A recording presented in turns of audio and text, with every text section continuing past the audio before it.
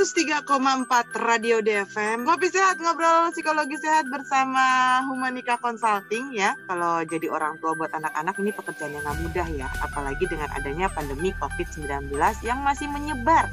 Jadi orang tua pun harus menjadi guru bagi anak-anak selama belajar di rumah. Dan hal ini buat anak-anak yang berusia lebih kecil dan gak punya pengalaman belajar online, lebih tergantung pada bantuan orang tua. Dan efeknya tentu aja mempengaruhi rutinitas orang tua. Orang tua harus mengelola urusan rumah, belum lagi kerjaan dan kehidupan sekolah anak. Nah, sebenarnya gimana sih tips mengajarkan anak mengatur waktu belajar supaya tetap efektif? Untuk menjelaskan hal ini, abis ini nih, udah sih nanti kita langsung aja deh sapa nih, ada Mbak Dianda Azani, MPSI, psikolog dari Humanika Consulting. Langsung kita sapa. Mbak Dianda, Assalamualaikum. Waalaikumsalam. Hai Mbak Dianda? Kabar baik, alhamdulillah. Mbak Dianda, kita lanjut nih ngobrol mengenai cara mengajarkan anak mengatur waktu belajar supaya tetap efektif. Tapi kan orang tua juga kebanyakan zaman sekarang ini kan juga bekerja nih Mbak Dianda karena tuntutan ekonomi. Betul. Bener ya? Mulai dari, tapi kalau nggak bekerja pun ada mungkin yang harus ngurus rumah, ditambah lagi yang bekerja harus ngurus kerjaan, sekarang lagi harus ngurus sekolah anak. Nah, gimana kalau Mbak Dianda sendiri melihat kondisi pembelajaran sekolah saat ini? Apakah efektif? Oke, jadi kalau efektif ya, kayaknya sih sebagian besar orang tuh merasa bahwa kurang efektif ya kalau untuk belajar anak di rumah ya, karena memang mau nggak mau yang jadi manajer itu ya orang tua gitu. Jadi orang tua yang sambil bekerja, sambil beres-beres gitu kan, efektivitas masuknya konten belajar itu, tapi sebenarnya juga nggak tergantung banget dengan misalnya ya bisa ngerjain tugas ya, mengerjakan soal-soal yang dikasih gitu ya, tapi seberapa banyak dia paham gitu. Jadi kayaknya kita perlu lihat juga sih target belajarnya seperti yang kita pahami itu gimana. Kalau udah sejalan metode sama targetnya, nah itu bisa efektif dong pasti. Oke. Kalau semuanya udah sejalan, tapi banyak orang yang akhirnya juga anaknya udahlah online ini gituin kan, akhirnya udahlah nak kamu lihat Google aja gituin kan. Banyak orang yang akhirnya memutuskan orang tua seperti ini gituin kan, akhirnya anak-anak sendiri belajar hanya lewat Google. Bener nggak sih Mbak Dianda? Iya, banyak juga yang begitu ya, apalagi kalau ngerjain tugas ada soalnya langsung searchingnya di Google gitu. Iya betul. Ya tapi, itu nggak bagus juga ya sebenarnya ya. Nggak bagus ya Mbak? Bukannya ini menjadi salah satu jalan keluar? Oh iya, dalam satu hal menjadi salah satu jalan keluar. Tapi gimana pun kita sebagai orang tua perlu memperhatikan gitu. Gimana cara anak-anak pakai Google. Ada yang bisa menggunakan itu sebagai sarana cari informasi ya. Jadi nanti dia dapat wawasan lebih luas, terus dia bisa tahu nih cara mengerjakan tugas ini gimana gitu ya. Tapi kalau untuk sekedar cari jawaban, misalnya ada soalnya tomat itu manfaatnya untuk apa, vitamin apa yang didapatkan ya. Nah, daripada dia memikirkan, mengingat-ingat, dia cari aja di Google. Nah, itu kan jadi tidak menambah wawasan dia sebenarnya, tidak meningkatkan kemampuan belajar. Kendala atau tantangan belajar daring untuk anak sekolah itu apa sih sekarang ini, Mbak Dianda? Kalau anak-anak di rumah ya, yang saya perhatiin itu, pertama kendala mereka itu soal manajemen waktu. Jadi melakukan perencanaan kegiatan belajar. Nah ini kan sebenarnya masih usia anak mengembangkan gitu ya keterampilan belajar. Jadi kayak mereka mulai nyusun bukunya, milih bukunya. Kalau ada PR kapan mereka mau kerjain, terus yang mana yang lebih dulu gitu ya. Terus berusaha mendengarkan guru ini sebenarnya usia SD ya, sampai usia kelas 6 SD sampai SMP pun itu masih keterampilan yang perlu dilatih gitu. Jadi untuk teman-teman yang orang tua anak-anak SD memang masih perlu banget ditempelin gitu ya, dipastiin mereka cara belajarnya udah oke. Ini kan fansnya Radio DFM ini banyak sekali yang orang tuanya profesinya adalah pedagang. Nah, Jadi dan kebanyakan mereka sendiri yang sekolahnya mungkin cuma lulusan tamat SD. Oke. Ini kan jadi problema baru dan pastinya nih banyak terjadi di kota Jakarta gitu kan, di kota-kota besar ini gitu kan. Jadi ketika akhirnya anaknya belajar daring, dia sendiri bingung karena kan pelajaran SD sekarang, ya anaknya mungkin masih banyak yang SD. Pelajaran SD sekarang itu kan udah pelajaran SMP kita dulu ya Mbak ya. Kamu kalau ngeliatin nih pelajaran buset gituin kan, yang orang tuanya saja bingung atau nggak ngerti pelajarannya gituin kan. Menurut Mbak Dianda sendiri ini gimana nih efektifnya?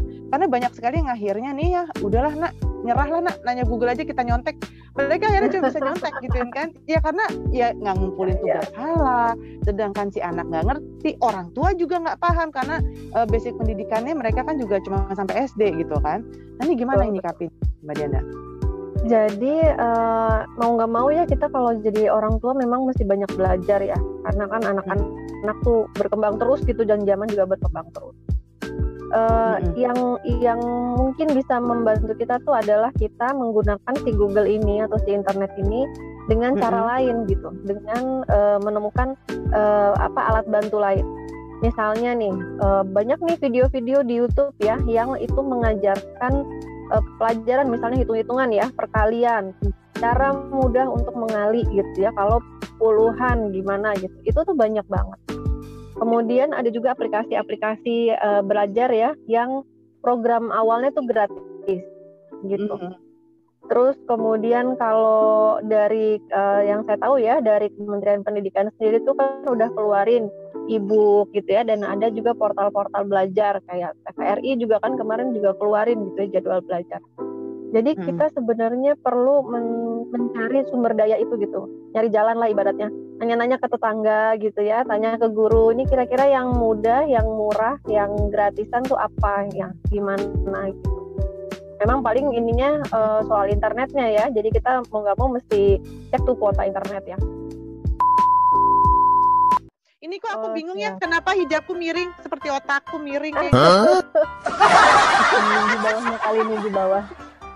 Ini udah tuh Mbak, udah tuh. Kenapa ya miring-miring tuh atasnya nih? Ini lucu juga nih kalau begini, jadi nggak kelihatan miring ya kan tuh.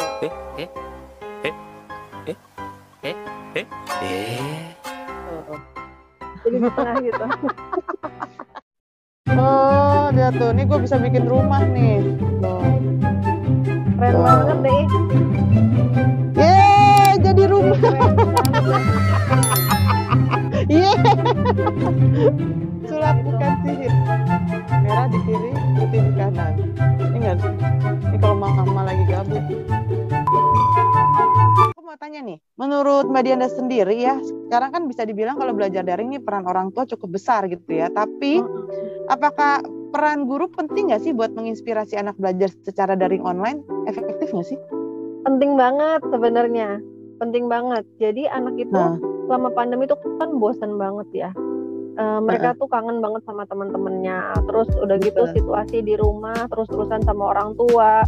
Nah kalau juga si anak ini punya saudara atau sepupu tinggal bareng mungkin lebih ringan ya. Tapi kalau enggak kan sendiri bosan ya gitu. Jadi ketemu sama orang lain, sama teman sekolah, sama guru itu sebenarnya menyenangkan, sesuatu yang ditunggu. Terutama hiburan ya buat mereka ya. Iya, terutama kalau pas ketemu itu situasinya enak. Jadi penting banget emang guru itu bisa komunikasi yang oke gitu ya, bikin situasi itu menyenangkan dulu paling nggak di awal deh pas pembuka ya, sebelum mulai masuk ke pelajaran gitu. Ngobrol gitu ya sebentar gitu. Jadi menyambut juga si anak itu sebelum kita masuk ke pembelajaran. Oke. Tapi efektif nggak sih sekarang kalau lewat daring ini guru buat menyemangati anak? Ya itu tergantung ini ya soal penggunaan daringnya sendiri ya. Karena kalau misalnya aku bilang sama aku tanya gitu sama ngobrol-ngobrol sama beberapa guru bahwa susah gitu, ini merupakan tantangan buat mereka sendiri yang biasanya mereka ketemu, mereka bisa tatap muka, mereka bisa touching langsung lihat ekspresi si anaknya. Ini cuma lihat video gituin kan, cuman mungkin by Zoom gituin kan, by Google Zoom, Google Meet gituin kan. ini suatu hal yang gak gampang buat mereka karena mereka sendiri gak tahu gituin kan perasaannya si anak kayak gitu-gitu. Bener gak sih Mbak? Benar ya. Jadi kita juga mesti ini ya, kalau kita mau menggunakan pembelajaran lewat daring ya mau nggak mau kita belajar nih cara connect sama orang dengan daring, kan beda ya. Kayak gini nih satu orang satu, atau kalau misalnya berapa nih 10 orang, 20 orang ya, 40 mungkin gitu. Ada cara-cara seperti misalnya pakai games dulu gitu ya. Atau nanti pas bertanya, jadi ini kayak masuk ke area manajemen kelasnya gitulah, cara ngatur kelas. Cara negur gitu ya, nggak langsung satu orang ditegur tapi kita mute dulu semuanya ya. Nah, hal-hal seperti itu memang perlu dikuasain sih. Emang ribet ya awalnya ya. Apalagi belum tentu juga murid-muridnya itu bisa menggunakan si online-nya ini dengan sesuai sama yang gurunya perlu gitu. Oke. Mbak Dianda, ini ngomongin masalah ini kan pandemi udah hampir 2 tahun. Gitu kan. Banyak orang tua bilang, malah akhirnya jadi sekolah bukan hal yang penting, biarin aja lah mau begini kan. Ntar aja nunggu tatap muka. Banyak orang tua yang putus asa akhirnya begitu, karena 2 tahun dan mereka udah melihat dampaknya gituin. Kayaknya anaknya kok pengetahuannya segitu-gitu aja gituin kan. Ya sudahlah nak, seadanya aja gituin kan. Yang penting udah dijalanin aja kehidupan sehari-hari. Pasrah aja lah. Ini kalau menurut Mbak Dianda gimana nih? Karena kan ini udah 2 tahun loh. Iya. Ya kalau buat saya sendiri sih memang akhirnya kita bisa dan perlu juga mengatur prioritas gitu ya. Jadi target belajar anak-anak itu apa? Cuman jangan juga dibiarin seperti ya udahlah kita jalanin aja terus tanpa ada program. Nah itu jangan. Karena si anak ini nanti bisa jadi terjebak misalnya nggak ada kegiatan, nggak ada motivasi, males-malesan, dan itu selama 2 tahun. Jadi pola aktivitasnya dia nggak sehat. Begitu nanti udah misalnya pun masuk ke sekolah offline lagi, ya udah keburu jadi tuh polanya yang tadi tuh males, nggak mau apa, nggak suka gitu. Jadi tetap perlu aktivitas yang membangun gitu. Rutinitas kayak bangun pagi, aktivitas kayak beres-beres rumah, terus mungkin bantuin jualan gitu ya, sambil ngisi waktu. Tetap pelajaran juga dilakukan ya, tetap belajar ya, misalnya hal-hal dasar seperti berhitung dan seterusnya gitu ya. Jangan ditinggal juga, nanti kalau enggak ya tadi masuk ke dalam kebiasaan pola yang kelepasan gitu. Jadi semaksimal mungkin tetap dicoba. Kalau misalnya ada istilah ya udah jalanin aja ya, boleh juga jalanin aja, tapi kita tetap perlu tahu apa yang dijalanin gitu. Jangan sampai anak main gitu kan ya, terus pegang HP main game gitu. Nah itu bahaya banget. Jadi aktivitasnya perlu yang bagus juga gitu. Oke. Ini ada pertanyaan dari Mami Haja Catherine Dayak di Solo Menteng, Jakarta Pusat. Assalamualaikum. Mami Haja Catherine mau tanya, kadang-kadang nih saya bingung kalau lagi mendampingi bontot yang masih duduk di kelas 2 SMP. Kalau kerjanya pelajaran matematika secara daring seperti itu sekarang, matematika ini tantangan sendiri juga nih. Terus di pelajaran matematika nggak ada cara mengerjakan soalnya, ya. Karena pelajaran sekarang beda dengan waktu saya sekolah dulu. Tiap soal biasanya kan ada cara ngerjain soal ini. Nah ini gimana solusinya, Mbak Dianda? Iya. Ya tadi ya mungkin bisa coba cari nih entah di YouTube alurnya gitu ya. Komunikasi sama guru sih sebenarnya memang mesti banget ya, perlu ada banget. Tapi ya tadi ya kita juga nggak tahu gimana nih, kan nggak sama juga ya setiap guru atau setiap sekolah itu kasih bimbingan setiap pelajaran daring gitu. Jadi cari sumber daya lain, nanya sama tetangga yang kelasnya sama, siapa tahu ada yang punya buku ya yang ada panduannya, ada buku-buku yang ada penjelasannya gitu ya, bisa pinjam atau cari gitu.